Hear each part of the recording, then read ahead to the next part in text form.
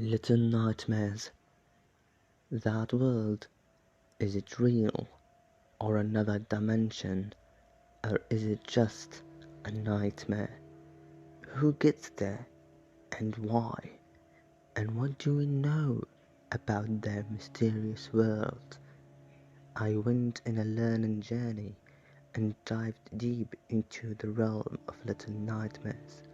And here, what have I learned and found out after days of researching, and I compiled in this video all what I have learned and witnessed. Enjoy. I found a diary of a child named No One. Her real name was Ruth. No One lived a rather lonely and troubled life with no friends and a timid nature. No One had become the center of ridicule among her schoolmates, who would taunt her and nickname her No One, a name they would additionally scribble in her books. After falling ill with the water sickness, No One had begun to visit a doctor for her treatment. However, this doctor would conduct various procedures in order to treat her and better understand the sickness she suffered from, while at some point she was recommended to go on a short vacation. She had also become the primary subject to undergo treatment for a newly developed cure for the water sickness. News of the cure inevitably became the center of attention in the counties, throwing her into the spotlight. Appearing on television regularly, her new fame gradually began to change her life drastically. Her television appearances resulted in her life being controlled by others, to the point that she could no longer choose her own clothing, as the television employees made the decision of what she should wear. Her television appearances had additionally changed her reputation in school. The children who would bully her every day had now made attempts to suck up to her, ignoring their past misdeeds towards her. Although the counties had begun to administer the cure to others and had no record of reinfection, no one felt the cure did not work for her, as she could still feel something inside her body, but with no one to trust, she kept things to herself.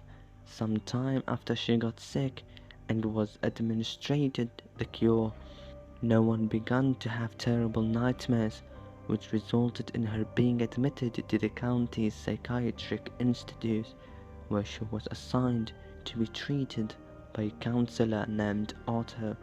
No One is described as being a timid young girl.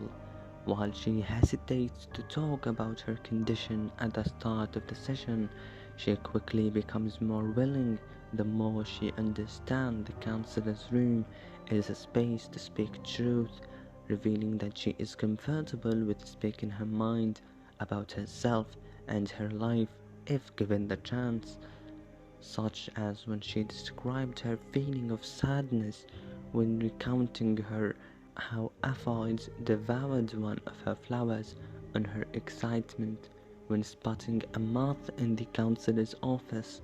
No One appears to have an aversion to her past, as she is reluctant to speak more about her old home and family when asked, specifically in regards to her mother. She relented that she would rather not speak on them. No One has been shown to be intelligent, as seen when she is able to draw parallels between her nightmares and the pain that she feels in her life in the counties. This is also demonstrated by her sophisticated analogies of the monsters she encounters in her nightmares, and her ability to remember very specific details, such as words she did not understand. She is also very keen to her surroundings, making sure that the counselor was always listening to her stories at times when she felt that he was too busy taking notes. She is also shown to be persistent, as seen in the first chapter, when she did not give up on trying to determine the shape that she saw in painting. No one has been shown to be somewhat paranoid, as she has stated several times that she believes the water sickness she suffered from is what is causing all of her recent nightmares. Regardless of being told the cure for the water sickness has wiped out of her system, she knows the cure did not work, as she can still feel something lingering within her body, crawling, pulling at her organs, and giving her a terrible itch. No one will occasionally fall into distress as she thinks about how her life has fallen into turmoil since falling ill with the water sickness, with no real answers as to why she is having such peculiar nightmares. No one becomes desperate to find any logical reason that could help explain things, as the counselor continues to deny her seemingly illogical reasoning, such as her claims that the cure may be what is causing her nightmares rather than the water sickness, as her life did not suffer a major change until she was chosen to be administered the cure and brought into the spotlight on television. No one is aware of the counselor's beloved Cece and how she experienced similar nightmares as her, his sister, although she is surprised to learn another person had her experiences. The counselor refrains from telling her more. However, the longer they interact, the more she is able to piece things about Sissy on her own.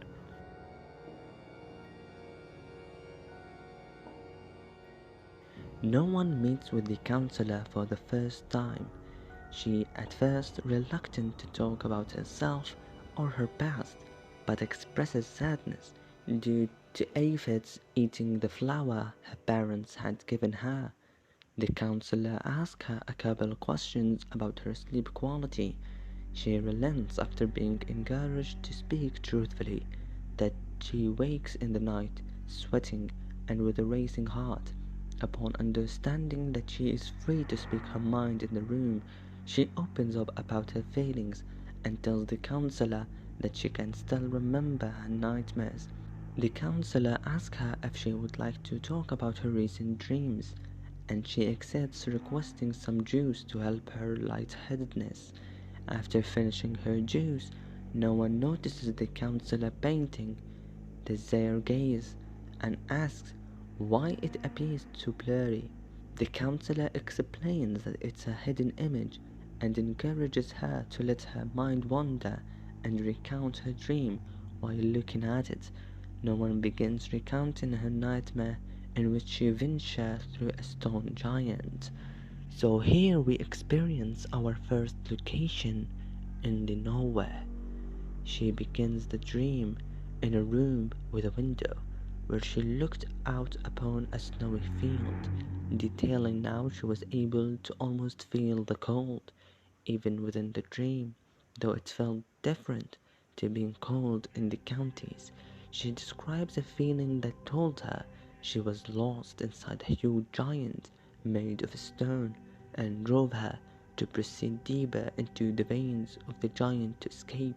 She describes sliding into a new place, then pauses her recounting to say she's seen the hidden image, describing it as a tiger and two moons. The counselor tells her she hasn't seen the image yet and gently encourages her to keep looking. No one continues recounting her dream and described an encounter with a mysterious figure, a huge man with a drooping face, wearing a long coat and a fishing hat. No one describes with increasing distress the impossible nature of the man and states that he does not belong to the world. After Otto calms her down, she recounts the rest of her dream, seeing the figure of a child running by. She describes following them into a room containing many pulsing passages like living ant tunnels. In this room, she met the workers. They are small, child-sized, mindless entities that remain shrouded in shadow even in light, not quite there. She followed some into another room, filled with many spinning gears and workers maintaining these gears. No one disturbed a wrench and alerted the workers. She hid in a small space in which her dress got snagged between two gears. She was carried to another platform before her dress tore, and she had the chance to escape while the workers were distracted by the malfunctions caused by the codpiece of her dress. Driven by her morbid curiosity, no one followed the sounds of agonized cries into another room, with the floor covered in chains. There she encounters the first one of the prisoners, describing to the counselor the rotten smell of the chained man. This interests the counselor, since being able to perceive smells in dreams is very unusual. After regaining the counselor's attention, no one recounts discovering that she had been inside the walls of the giant and that there was a wider space outside. She describes venturing deeper into the dark, becoming tired, and sitting down to listen to the ticking of the giant. No one then spotted the shape of a child climbing into the room she is in. No one rushed down to meet them and noticed the black, gooey, smoky substance stuck in their hair. Together, the two of them peered into the next room, a grotesque workshop full of hideous contraptions and masks. In this room, they encountered the monster responsible for the projects in the workshop, a tall woman with chains trailing out from under her dress, with a presence that suggested she was the keeper of the stone giant, like the lady in the mall, and the teacher in the school, and the doctor in the hospital. Before no one could find out anything further, a worker tried to attack her before being deterred by a bright light shining on it. Because of this, her and the gooey-haired child were able to escape the worker. No one pauses her retelling to think, saying that the rest of her dream is hard to describe and that it shifted. No one and the gooey-haired child swung their way across a gap on a giant pendulum and came to a room with a spiral staircase and ceiling that resembled the face of a giant clock. No one and her friend ascended the staircase and came to a giant courtyard.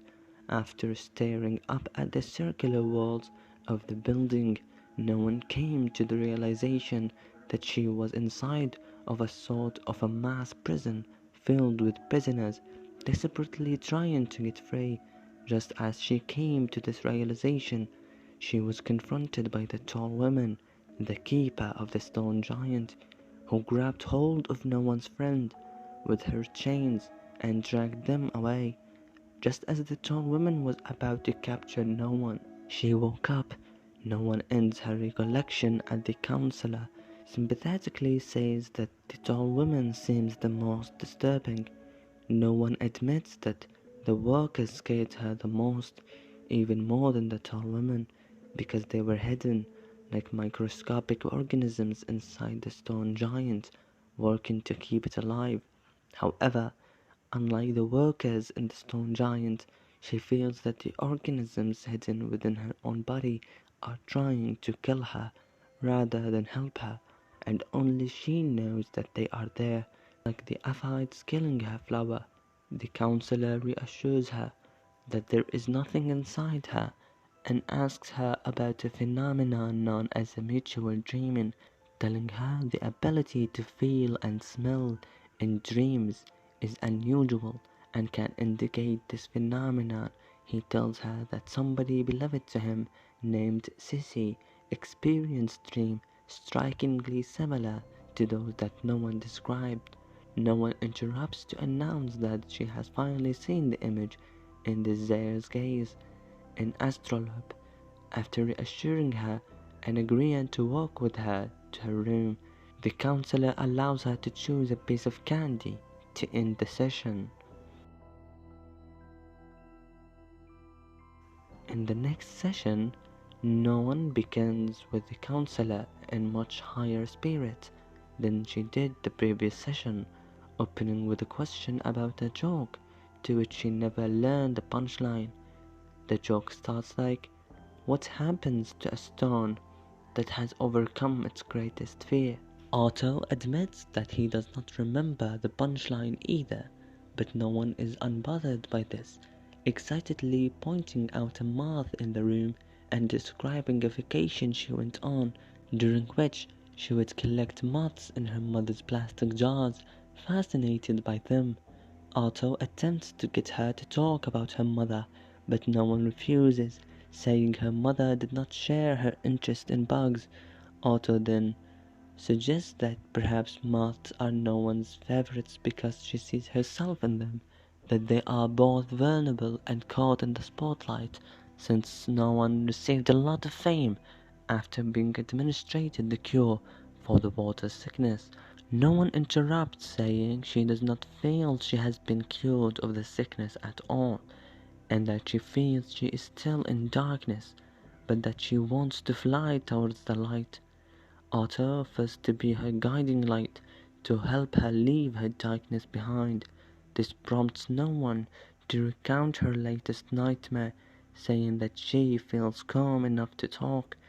No one describes waking up on a rooftop and seeing a vast ocean with fish-like contraptions crawling ashore and letting out giant bloated figures very similar in description to the guests of the mall.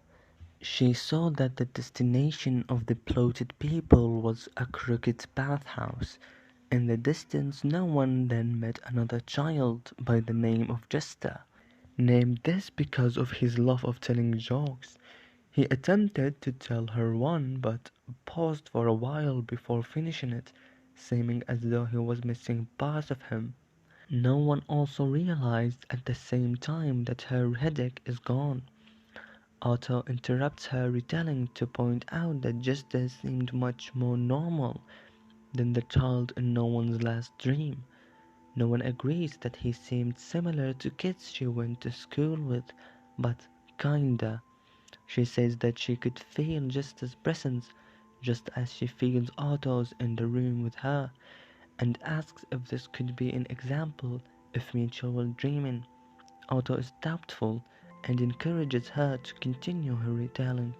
No one describes traversing the rooftops with Jester and seeing the masked figures buying goods from merchants. She and Jester reached the ladder at the end of the rooftops, and no one prompted Jester to tell another joke to steer this courage. Jester responded with a joke no one had asked about at the session beginning. What happens to a stone that has overcome its greatest fear? He paused once again, seeming to have forgotten, and told her he'd remember the punchline by the time he reached the bottom of the ladder. Before she could follow Jester down the ladder, no one was distracted by the presence of the same mysterious figure from the previous dream, and being no one now calls the Candleman. Otto instantly prompts her to describe him, but no one is unable to describe him as a broken mirror, impossible to recall. Otto then insists that she put on a piece of machinery so she may undergo hypnotherapy to help her think back on the moment more clearly to better know details of the Candleman's description. Under hypnosis, she is able to picture him more clearly and describe him in greater detail. She realizes that he had been watching her every night. She has had these nightmares. She realizes that he had been watching her every night. She has had these nightmares, wanting her to open herself to the warped world. Despite Otto's interest in the Candleman, no one's narrations moves away from her encounter with him. As she noticed the voice yelling in her dream, no one investigated the source of the shout and spotted one of the bathers carrying away something that struggled in his grasp. She descended the ladder to follow and noticed that Jester had disappeared. No one followed the man to the bathhouse and made her way inside the building. She found her way into a room filled with shallow pools of water and noted the polluted taste in the air, comparing it to the polluted stream by her apartment. No one is thrown into a distress by this, and begins to scratch at her skin and break away from her narration to say she feels something still living inside her, making her itchy. Otto promptly removes the hypnotherapy apparatus from her head, bringing her out of the hypnotic state and reassuring her that nothing is living on her. Able once again to continue reciting her dream.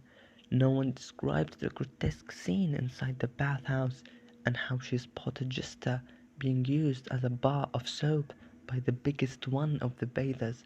Unable to save him, she attempted to flee, but accidentally alerted the bathers to her presence. The bathers approached her, beginning to chant, "Cleanse her, cleanse her, cleanse her." She managed to escape into a storage room and attempted to climb out the same window she entered from.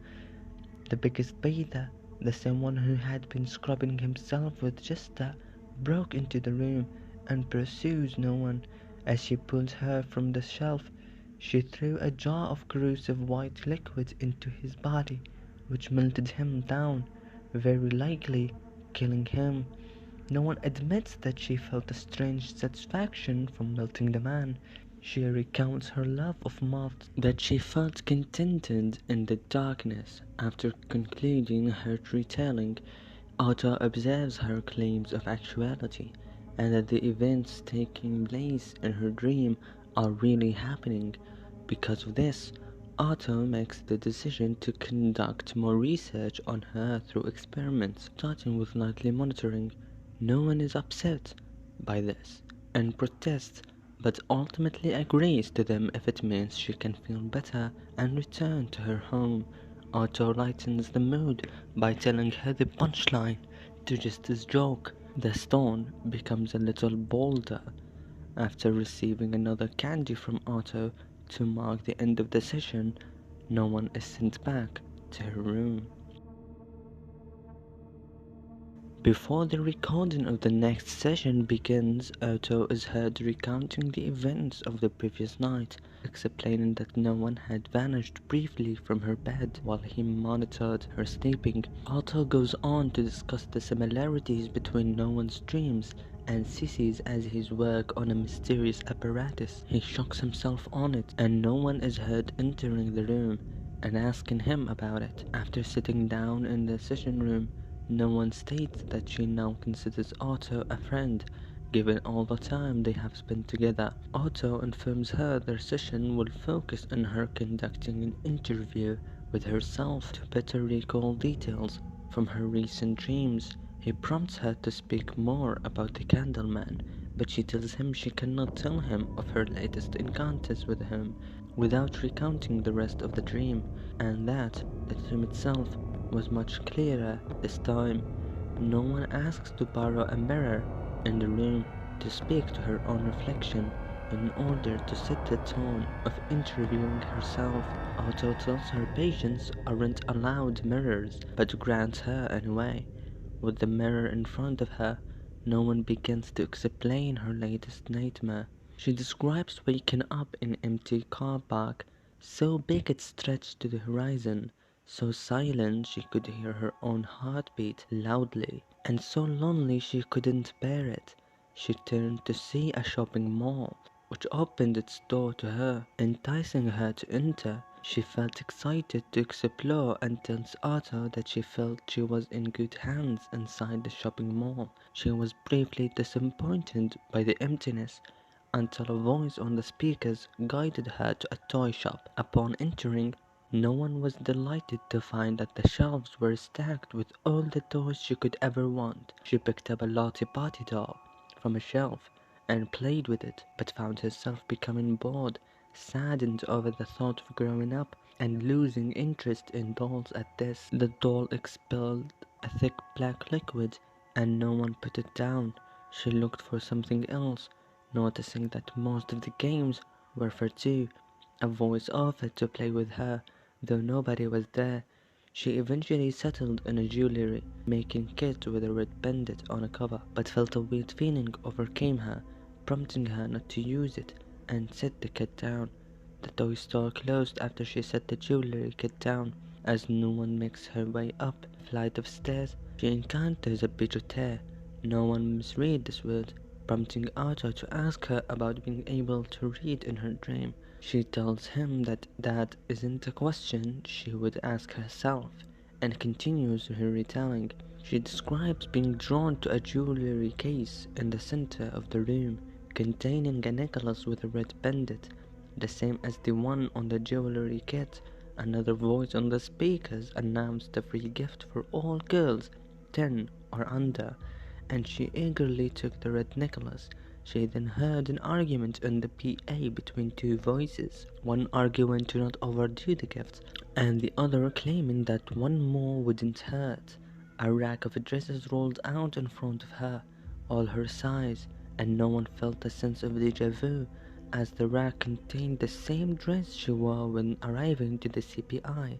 She wonders aloud why her real life is mixing into her dreams when it hasn't before, and answers her own question by saying that they can see inside her head.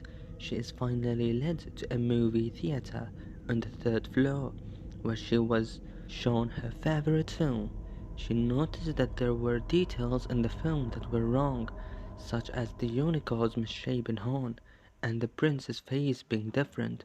She looked around, feeling out of place, only to find out that she was the only person in a theater full of mannequins. This was when she had her third encounter with the Candleman.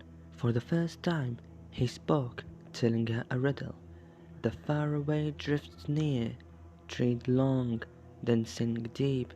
Two flows from one, and here is whole again. Otto is greatly interested by this encounter and tries to get her to interact with the dream and ask the Candleman questions. Despite her telling him it doesn't work that way, Otto continues to press, growing increasingly more frustrated as no one's headache worsens. The argument comes to a peak as Otto storms from the room, leaving no one alone. When the recording starts, Otto notes that no one is up to something with the mirror. Before apologizing for his prior outburst and encouraging her to continue recounting her dream, she reluctantly continues, describing getting up from her seat and breaking into the projector room, where she discovered a fleshy mass and a misshapen eye in a place of the projector.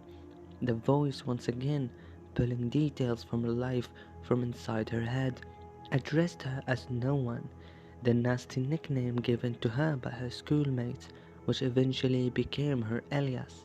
No One. She realized all the voices she heard around the mall were from this entity. She then came to the realization that the entire mall was alive, reading her mind to manifest various items from her life and the things she wanted in order to entice her to stay with it. Although it begged her to stay, she fled. She ran through the mall, which began to distort with the stress and plead with her to stay. As the mall began to fall apart, she got one last glimpse of the Candleman, pointing at the pendant on her necklace, which she quickly discarded.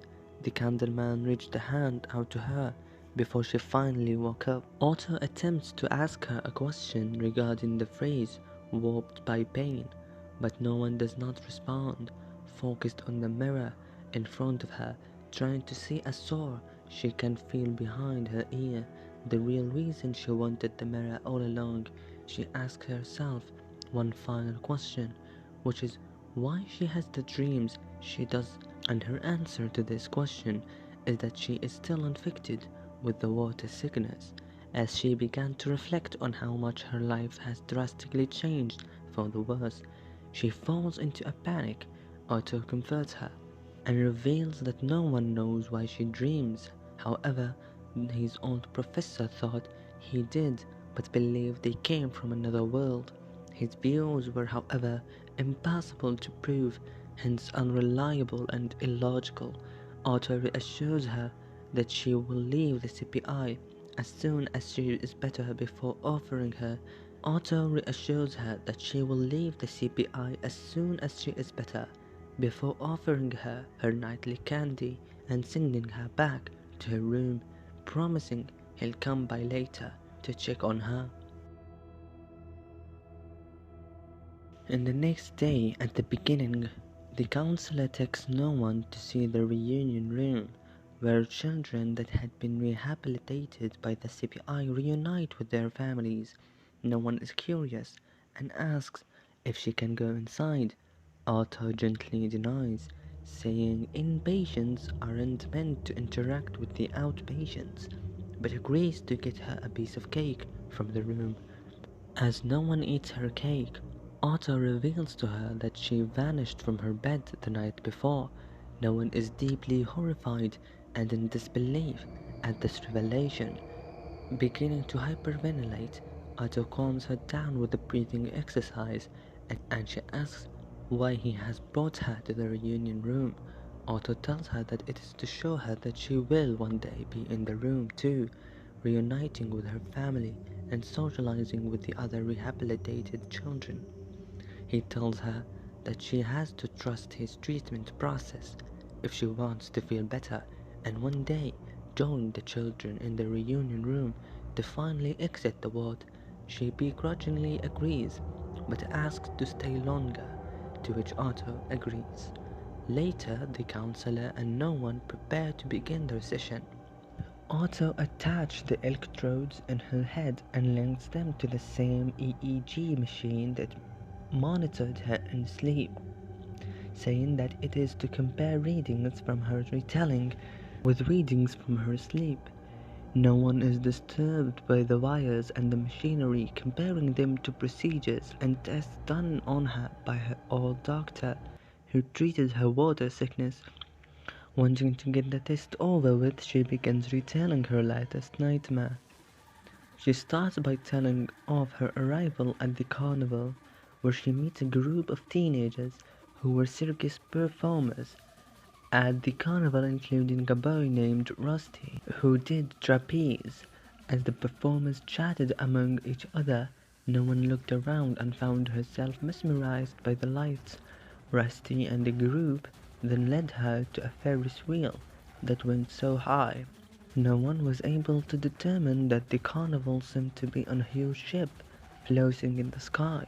She describes feeling happy and calm for the first time in a long time, but notices Rusty's demeanor shift, seeming suddenly to be very sad.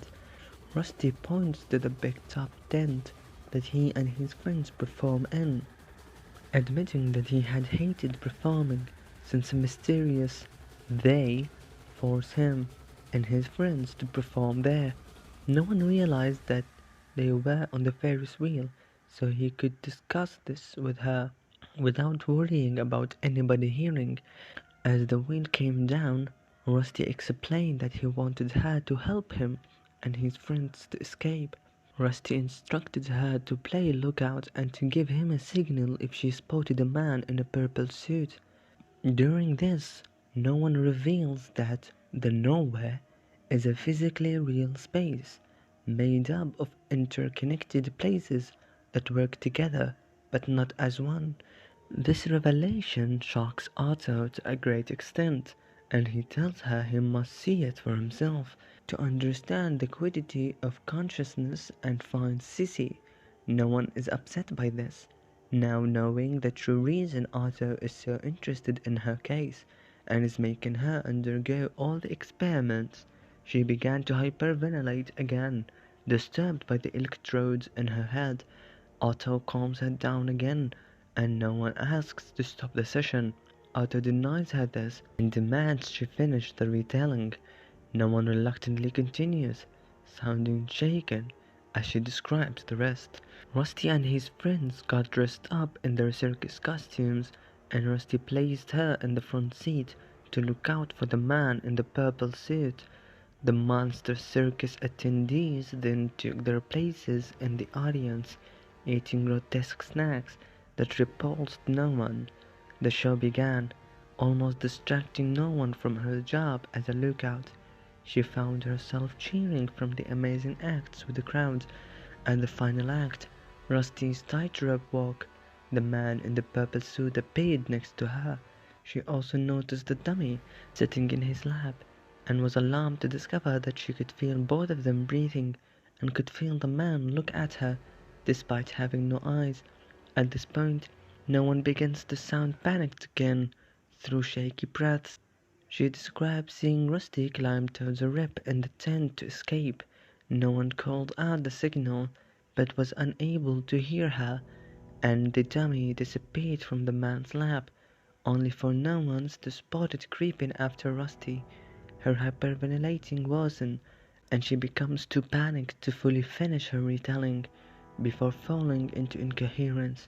She describes seeing the dummy lunge at Rusty's, and so Otto asks her questions about Rusty's fate.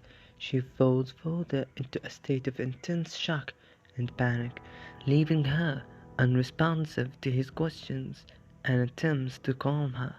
Despite Otto attempts to de-escalate the situation, no one passes out, bringing the session to an abrupt end.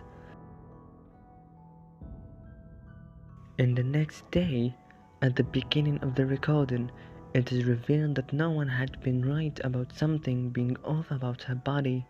No one's EEG reading seemed unusual, so she was sent to radiology to get a brain scan, where it is discovered that she has a tumor in her brain. After the beginning of the session, Otto gives her a flower, the same as the one her parents left her to remind her of his dedication to her well-being. No one decides she wants to talk about her parents, since she feels she is losing a part of her to the nowhere. Otto reassures her that she isn't the one changing, but the space around her. No one becomes frustrated at this, protesting talking about the nowhere, as she wants to talk about her parents and feels he does not care for her and only wants to use her to find Sissy. After a minute of arguing and disagreement, she reluctantly agrees to proceed with the session on the condition that Otto doesn't use any machines on her tonight. Otto promises her this and assures her that she will enjoy the session he has planned. Otto moves them to his room to begin a new role, reversal therapy, where he attempts to enter a self-induced hypnagogia and she attempts to project her dream into his mind. As she recounts her latest visit to the nowhere, no one admits that she does not believe it will work before pointing out a photo of Sissy in the room. Once Otto is settled in his bed, no one begins reciting her latest nightmare. She describes floating through a darkness with nothing under her feet before finding herself in a sewer, describing the sounds and the smells, asking Otto if he too can sense them. Otto tells her he can't and to keep trying. No one continues her retelling, describing how she was taunted by a group of mean children from above the sewers. The sewer began to rumble and shake, and no one noticed that the mean children seemed excited by this event. As though waiting for a yearly holiday, she fled down a tunnel and came to a junction where she caught a glimpse of a man carrying a sack over his shoulder. She ventured further into the tunnels and noticed a pipe plugged by something that seemed alive. It escaped. It revealed itself to be a little cone-headed creature that she calls Little Mushroom Fairy. Otto notes that it is the first friendly non-human being no one has encountered, and no one agrees, saying it belonged to the nowhere, unlike her. No one noticed one of the naughty children reaching through the grate with a net to catch the Mushroom Fairy. No one threw a brick at her and escaped with the creature. Surprised when it walked away after she put it down, the fairy prompted no one to follow it and led her to the sack-carrying man's maintenance room, showing her that he collected trinkets dropped down into the sewers by the people above. The fairy showed her a child's propeller cap on a chair, out of place, and the man entered the room, prompting no one and the Mushroom's Fairy to hide among the man's collections. While hiding, no one watched the man reveal that the sack he carried over his shoulder was really the fluid-filled balloon-like back of his head. No one states that she could tell he had not always been distorted, like that, and Otto asked her to clarify, prompting her to scold him for still being awake. The sewer shook again, disturbing the balloon-headed man's piles, startling him into a rage, and causing him to pursue no one and the Mushroom Fairy until they reached the dead end. The naughty children continued to taunt them as the man approaches. The Mushroom Fairy fled from no one, and she followed through the same passage the fairy escaped through, just as she had nearly escaped the balloon-headed man.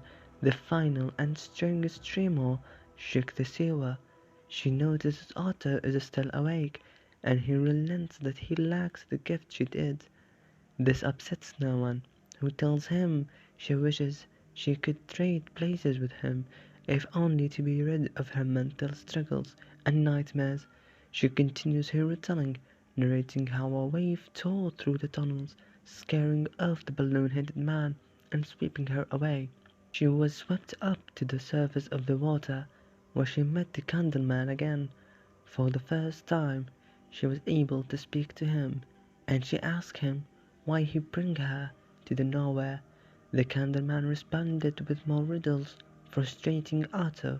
No one interrupts him to say she has solved this riddle already, and that he was telling her to give herself to the nowhere, to save herself from the tormented life she has in the counties, from her sickness, from Otto. Otto protests at this, frustrating no one further. In her anger, she tells him that perhaps Sissy felt the same way she did, wanting to get away from Otto and feeling relieved when she vanished.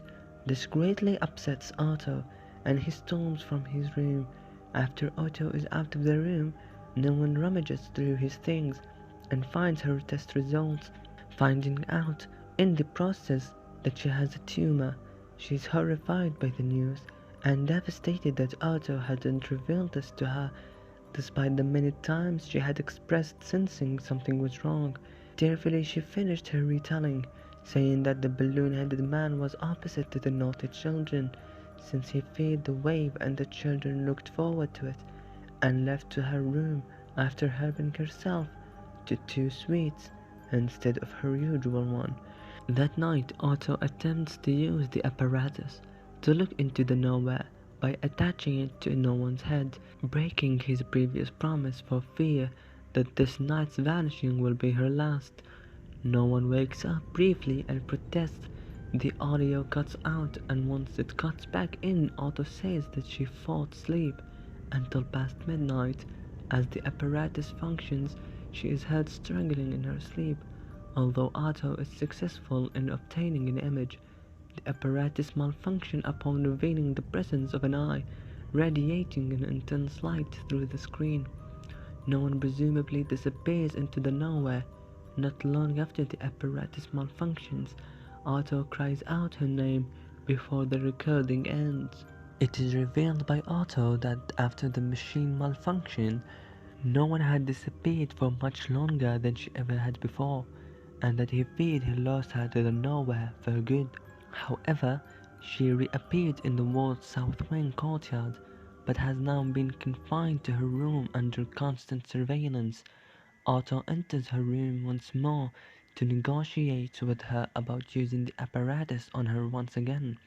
She shows some clear mistrust and resentment towards Otto, telling him she doesn't want to talk to him and that he never really listens to her. He attempts to reassure her, telling her that he shouldn't have informed her of her tumor and that it's likely benign. She doesn't accept this, fed up with his constant using her to understand the nowhere rather than treating the problems. She was admitted to the CPI to treat. She is upset even more upon discovering that he hid the fact that Sissy had also encountered the ferryman, shouting at him and telling him what she has been through because of him, that she had undergone test after test, and that her nurse doesn't let her sleep. To protest that this apparatus requires her to sleep deeply to facilitate mutual dreaming, and she reluctantly agrees to use the apparatus again if it means she can sleep in peace. Back in the session room, the counselor links the apparatus to both of their heads. The equipment alarms her and she requests to leave. Otto doesn't allow her to and offers her 3 of the sweets to put herself at ease. She tries to deny them, but Otto sternly insists she take them, and she reluctantly eats the candies he made her take. She began to recount her latest nightmare. At his request, she describes drifting through a darkness for what she felt was a long time before waking in a cluttered room filled with clothing and fabric. Rummaging through a chest filled with smaller clothing, she discovered a yellow raincoat, a discovery which surprises Otto, prompting him to ask if anyone else was around. No one says that only a puppet was around. The puppet attacked her, grabbing her leg as she approached it, but was quickly neutralized when no one smashed a glass bottle over its head. Noticing that the music had stopped, no one jumped into the clothes chest to hide. Looking through the keyhole, she spotted a mannequin-like woman who noticed the state the puppet was left in. From it, reopened the chest and began sewing torn clothing from it. Just before the woman was about to find her, she closed the chest and held the lid tight. As she describes this dream, she grows sleepier and sleepier, her voice growing flatter and her words sounding less coherent. In the session room, no one inevitably falls fast asleep and finds herself in a dimension between the nowhere and her world, a place she has been before with the ferryman. Here she floated through a darkness and realizes she is in a state where she is both awake and asleep. She understands suddenly that the darkness she is floating in is more of a darkness. Looking around, she can see millions of bright, shining stars twinkling either above or below her. While Otto makes preparations to join her in the threshold, she notices a door in the distance of the darkness, inching closer and closer to her, alarming Otto as she is seeing the door to cross into nowhere. No one hears her own voice calling to her from the other side of the door, and as the door opens, she sees the ferryman standing on the other side of the door, welcoming her. The ferryman speaks, still in riddles, puzzling no one. Despite Otto's warning, she takes the ferryman's hand and steps inside the door, amazed to see winding stairs going in every direction, and a giant red moon with stars and rings circling around it. However, upon closer inspection, she realizes the moon is a giant's eye, while the stars are also eyes of every shape and size imaginable. No one notices the eyes are looking at her and knows they are pleased by what they see. Otto protests, begging the ferryman to let him cross over with her. The ferryman responds with more riddles, and no one realizes that he has been speaking to Otto all along. She watches the image of the door change to show her an image of other children with blurry faces. She apologizes to Otto as the door drifts away from her, and the ferryman welcomes her once again, referring to her by her real name, Ruth, and she ultimately accepts the invitation to enter the door and to stay in the nowhere. As she watches the moon open, she sees smoky fingers inch closer to her. After her body dissipates from the session room, she realizes she has not entered a new location in the nowhere and is still in the darkness, but does not seem to feel any sense of panic or need to resist. After a moment of contemplation, she realizes her body knew all along that it hides in the darkness and had attempted to warn her. The door is heard closing.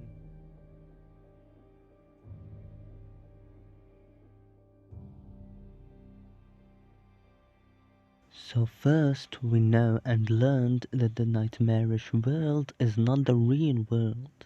The real world called the counties, and the world of Little Nightmare is in another dimension. but it does exist in a physical sense.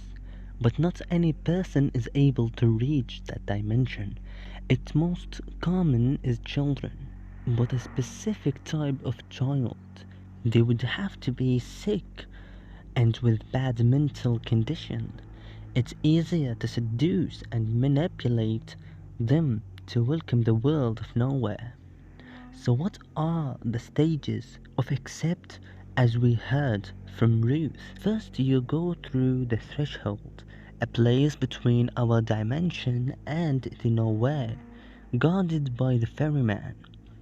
His job is many, as we find out, and his tactics is genius but evil. He's not like the common monsters like being you meet during your journeys in the nowhere. He guards the door to the nowhere to not allow any unwanted guests, I guess. He takes the tormented child and bit them in various places in the nowhere, with the child not knowing how he got to that certain place, whether it is the mall or the school or the Pale City or the other many places of the nowhere. And see to what they do.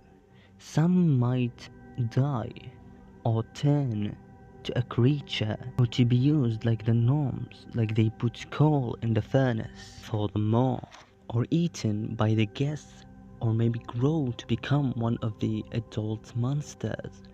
We learn that the ferryman is very patient, just like he was patient with Ruth, waiting for the right moment till she accepts to stay in the nowhere.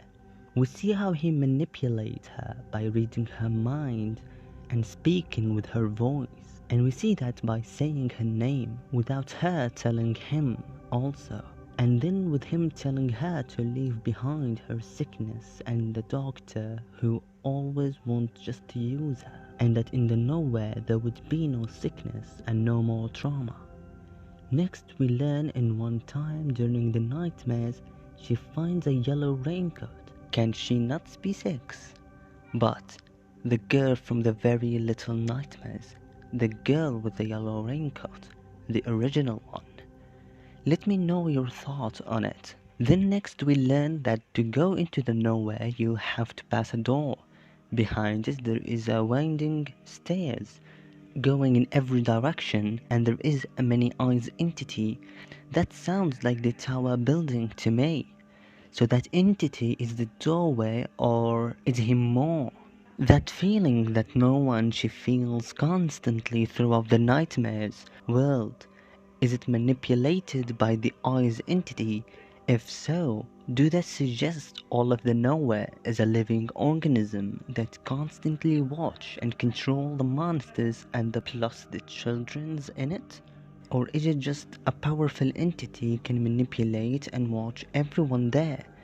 That it's just another entity in the world of nowhere? Later, let me know your thoughts on that too. And then we learn that there is an actual social structure there. There's schools, restaurants like the mall, bathhouse, merchants, malls, and tailors, and hospitals, and places of entertainment like circus and carnivals. Let me know what you think so far, and if you have enjoyed this video, I'll make a follow-up video to explore and discuss more of the world of Little Nightmares.